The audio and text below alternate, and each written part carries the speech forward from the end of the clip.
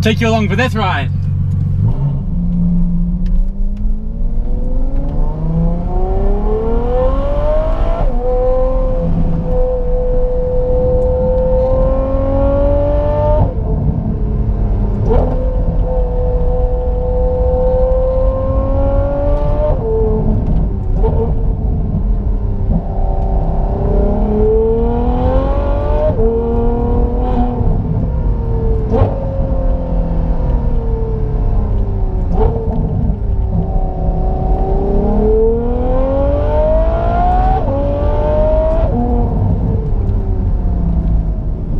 What's up guys, welcome back to the F12, and today we're going to be talking about exhausts, and more specifically the iPE exhaust, and iPE standing for Innotech Performance Exhaust, which I've had fitted to this F12. Now, to start off with, I'm going to talk about the reason, the whole point that this exhaust got fitted in the first place, and that's honestly and truly because the standard F12 sound actually isn't that great.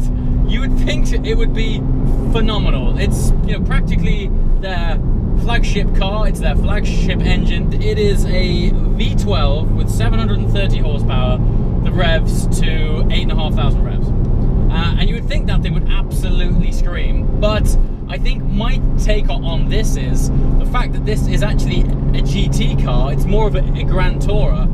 From the get-go, Ferrari probably toned the noise down just a tad. And as a result, to get the sound out of the F12 on a standard car, you've got to be on it. I mean, you've got to be really, really on it. The valves, okay, they open up at around 3,000 revs, the stock valves, but it's not until you really get up the sort of 6.5, 7 to 8,000 RPM band that engine really comes alive. Now, that all sounds well and good. The problem with being on the sort of 6.5, 7, 8,000 RPM mark in an F12 is you are absolutely flying. Like, you're up there, man. And I've said this in a previous video, that territory is either prison or dead, right? So, with that in mind, standard F12, you have to be really on it in order to sort of extrapolate the most out of that engine and exhaust sound. Funnily enough, while I was at Goodwood last Sunday, a gentleman approached me. He owned a black F12, it was beautiful, and he surprisingly said that he was a little bit underwhelmed by the car. Not from a performance point of view, not from a driving point of view or anything like that. He said it just didn't sound great. And I know exactly what he's saying.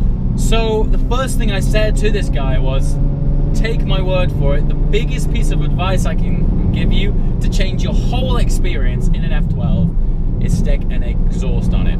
Now, to the purists out there, to the guys that think, you know, Ferrari build the perfect car, that might sound like sacrilege. And I understand, because I was always that guy. Cars of this caliber, I was never a big believer in sort of tweaking with them and, you know, sticking on sort of aftermarket parts. But it wasn't until I heard an F12 with an aftermarket exhaust,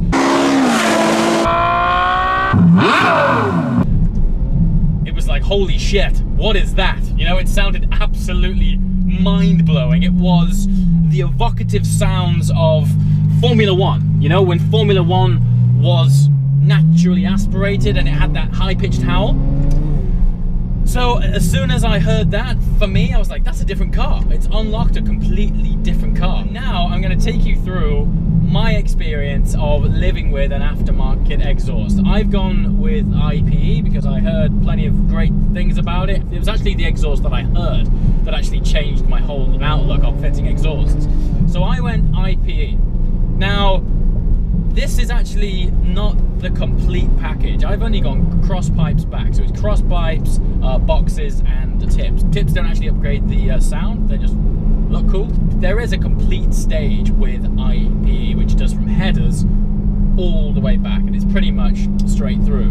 The reason I didn't opt for that was even when you tone it down on the valves, it's still incredibly loud. And I use this car so often. In fact, I'm about to approach 10,000 miles on the F12, and the majority of those miles have been with the iPE exhaust. The best thing about this system is that it is totally independent from the rest of the electronics and setup on the F12. What I mean by that is, some manufacturers of aftermarket pipes for the F12, 458, they actually dial in their valve control to work in conjunction with the Manettino on the steering wheel, which at first sounds well and good because it's all built into the car, there's no need for a valve remote control. But what I found with that is, when it's built into the Manettino, the valves generally open up in race. Okay, and you don't really have any other choice over that. You kind of just have to have it in race mode. And you don't always want to drive around in race to make the car sound nice, because gear shifts get more aggressive and you don't always want that hardcore ride in order to get out that hardcore sound. Whereas when you have the control of the exhaust separately, it's independent from the Manettino, you can control it as and when you want. Meaning you can put it in wet mode and still have it sound like an F1 car. Okay, so we're talking about this exhaust system. This little thing here, this is where all the mayhem happens. So this is the valve control unit from Innotech. I have quite literally just blue tacked it down there, and what's quite cool is that this panel here on the F12 slides across like that, and it just hides it, which is quite cool. Anyway, so simple buttons: on, off, auto. Auto I never use. So what auto does is it measures the throttle angle and opens up the valves automatically according to how hard you're pressing the throttle. I basically only want it on or off, so I've never actually used that. That's the kind of system that the car comes with as stock, and I do find it sometimes that it's quite barky. It doesn't ever come on exactly when I want it to, but off and on is where it's at. Now off, there's times when a bright red F12 is obnoxious enough and you don't want to, you know, roll through your local village or through town just being loud. So off literally just dials the whole thing down. So let's just demo the difference here between on and off. Now we are currently stationary, sat in a lay-by, and the car is in neutral. So it's now off. I'm not sure if you can hear the idle sound of this car, but right now it's fairly tame. Okay, so let's rev this in off and then compare it with on. Rev, okay?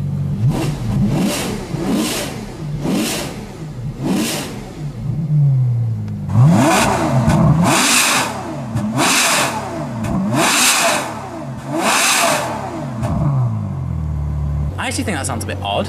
I mean, it's cool, but remember, keep in mind, it's designed to make this thing quiet. It's not designed to sound awesome. Off is off, okay? Now let's stick it on and see what this thing's really all about, okay? So, now listen to the idle tone now as well. It should just barble some more. Oh, even the valve, like the valves have a blip. Okay, so we're now in on. So the valves are on and wide open. And listen to the difference, okay?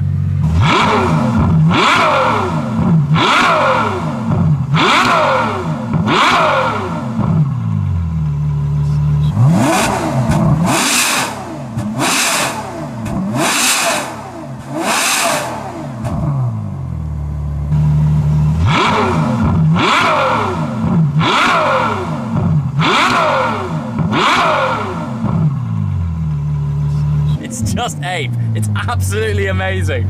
I really hope that the microphone on this camera is doing a good job of picking it up, because in here it's like ecstasy. Cool. So that's the difference between off and on, etc.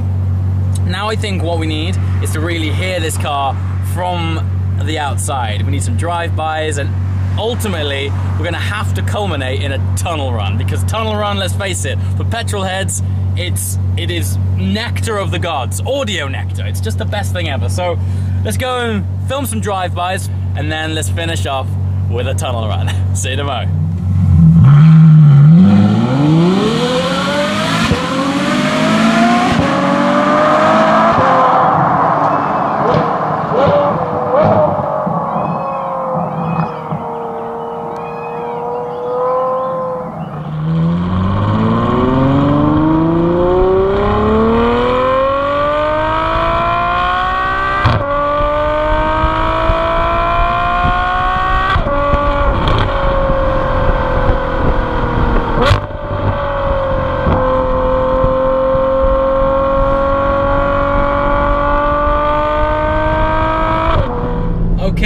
way to find a tunnel.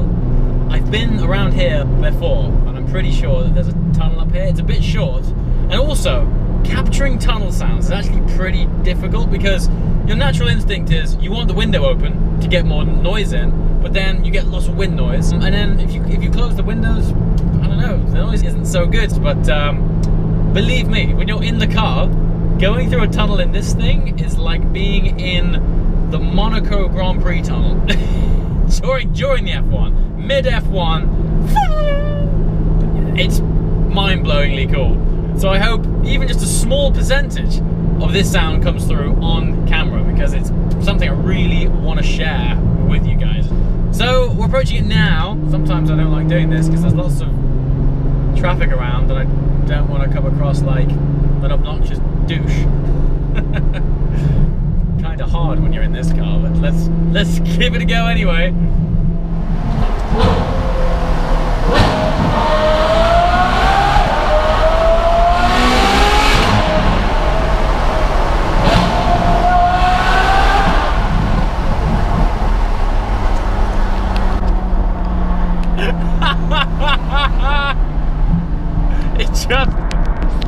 It just never gets old.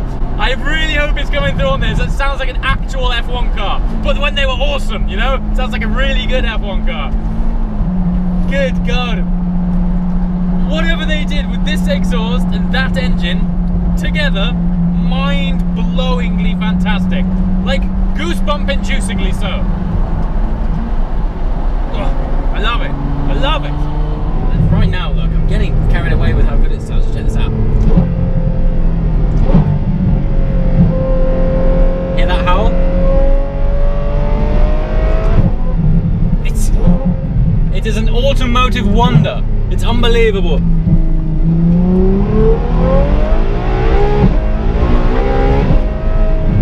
What on earth?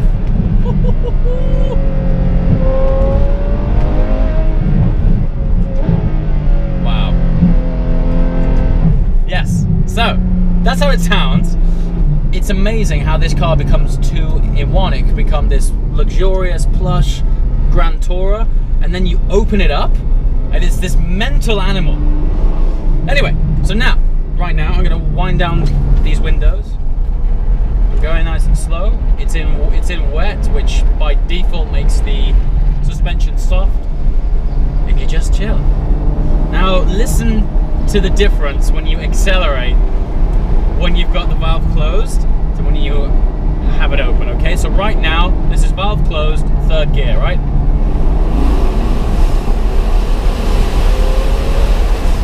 Weird sound. In fact, you're probably getting more wind noise, but it's a weird noise. Okay, we're in fourth, I'm downshifting there. Hardly anything, right? Second. In fact, it's a weird noise. It's really odd. And that's because the valves in this thing are throttling back so much emotion.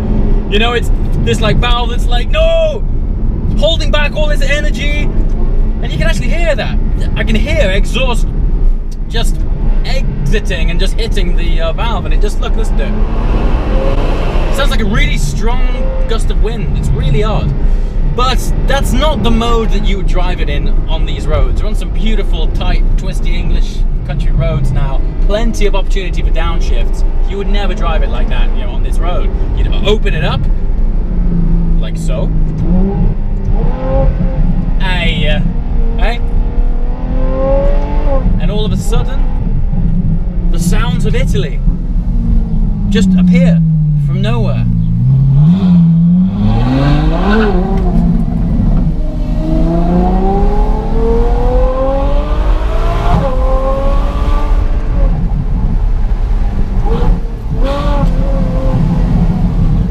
Fabulous thing. It's an absolutely fantastic thing. Well, I started off this video in the sun, and it looks like we're going to finish it in the rain. Such is England. But I think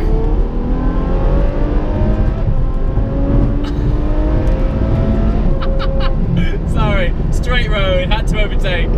I was just going to say, to summarize, the exhaust unlocks the exotic nature of the F12, And for me, I guess the best way of concluding it is that the whole experience, having an exhaust on this car, is now a very special one. I think when you're buying this kind of car, when you're experiencing or enjoying it, God, it goes like hell. In this world of engines going turbocharged, engines downsizing, I think the fact that we still have naturally aspirated engines in this world is something to truly cherish, because I think when our kids grow up, we are going to be telling stories of, when I was your age, we had these things called V12s, and they were absolutely fantastic. And all we're going to have is classic car events and YouTube to share these things. And the fact that there's companies out there like iPE and other guys making exhausts that unlock the full potential of those engines, that is something to behold, it's something to celebrate. And if you're in the fortunate position to be exploring one of these cars, I can't recommend highly enough to just unlock its true nature with an exhaust. So yeah, you've heard it in the tunnel, you've heard it along country lanes, but ultimately, and I keep coming back round to this when I talk about cars and supercars and what they're all about, it's all about the smile. That's what it's all about. It's about the emotion, it's about the feel good. And the best thing I can say about an exhaust, and I suppose this applies to pretty much any car, is that it unlocks the smile factor. It unlocks the child in you, and those noises and sounds that you always sort of imagined were when you were driving a super fast supercar. Thanks for watching, guys. See you next time. Ciao.